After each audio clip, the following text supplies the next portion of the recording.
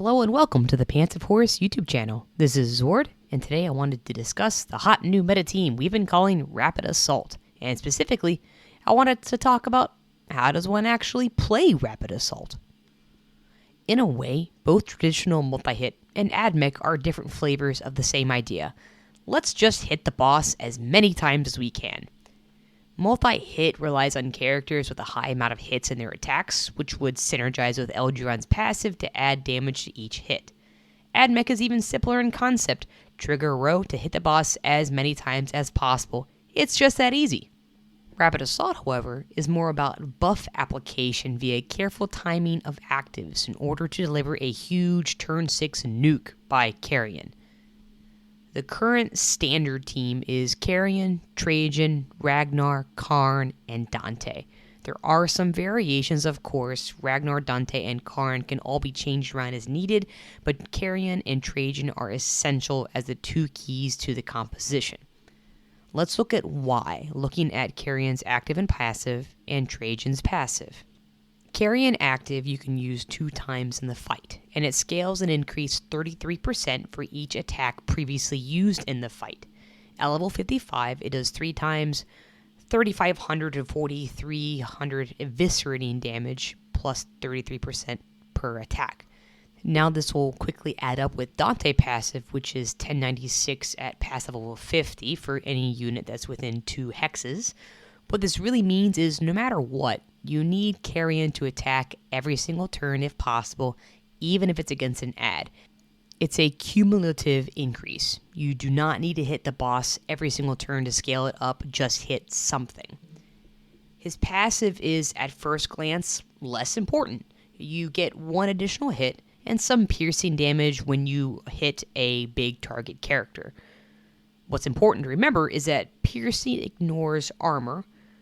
All bosses are big targets, so you end up getting an additional attack that is a non-normal attack, which is really, really important. It is a non-normal attack, it ignores armor, and it does an unmodified 57 to 7,100 damage, and it procs the same turn you do the active, and additionally benefits from the 33% turn scaling. Now, the Trajan passive says that enemies will take 1096 additional damage if they are adjacent to friendly units that have used an active ability. The units do not need to hit the enemy with the active ability, they just need to stand next to them by the end of their movement. This is a standard buff, the same as a maxed Elduran or Dante passive. If Trajan is also adjacent, friendly characters also get 2 additional hits if it is a non-normal attack. This means that any actives are buffed, including Karn passive, his second hit only, Carrion passive, his second hit, and Carrion active. This is one reason why the Trajan-Carrion combo is so strong. Carrion gets buffed multiple times. So, quick and dirty math, you start with the average base damage of 6426 damage. Add your Trajan and your Dante buffs, multiply by another third for each combat round that Carrion has attacked. It's reasonable to assume 5 rounds, as you are often able to figure out how to attack something on turn 1. Multiply by 3 for 2 additional hits from Trajan, as this is a non-normal attack. Add 50% buff for high ground, which is always the goal. This ends up being 150,000 damage in 1 hit, assuming you don't crit. This only works with Carrion and Trajan together. Without Trajan, you miss out on the additional hits, which is a very large modifier. Now, if you don't have Trajan, I will be posting some videos soon about some POH members who are playing without him and trying to figure out how to do it well. But now, how do you play Rapid Assault? Because of Trajan's passive, and that's the one that says that enemies will take an additional 1096 damage if they are adjacent to friendly units that have used an active ability, you want to always use an active either adjacent to the boss or use it and move the unit adjacent to the boss, like Ragnar.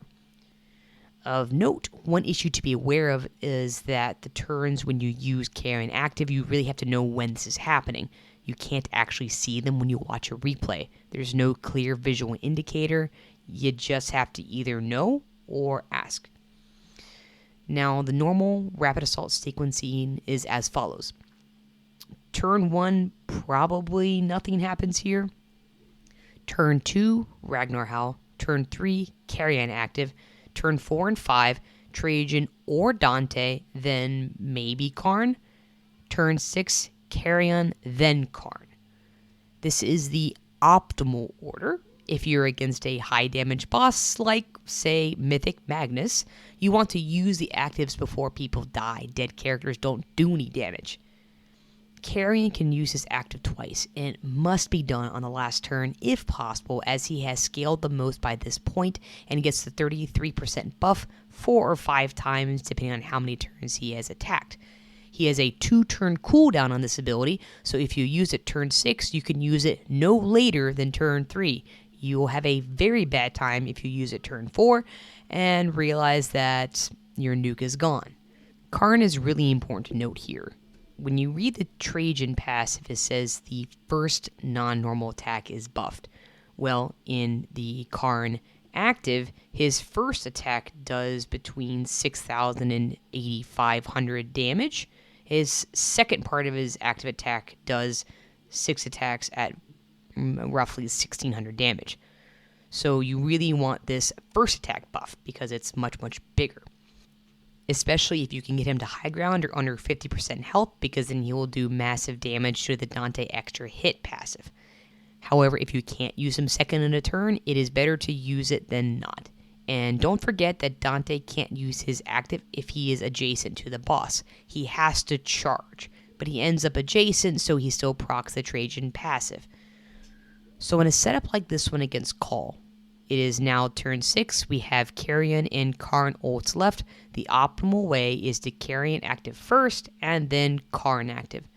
The very first attack of the Carrion active does not get the Trajan buff, but the second part does because that is the first non-normal attack.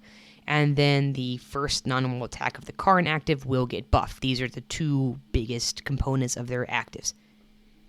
In this picture, it would be better if they were all under 50% to take advantage of the Dante passive, but do note here how the damage healers are all on high ground and within 2 hexes of Dante, so pretty good. So I hope this was helpful. I will be putting out some videos soon showcasing Rapid Assault in action without Trajan, so you can see how we at POH are getting by. And really hoping that a lot of people here are able to unlock him on November 23rd.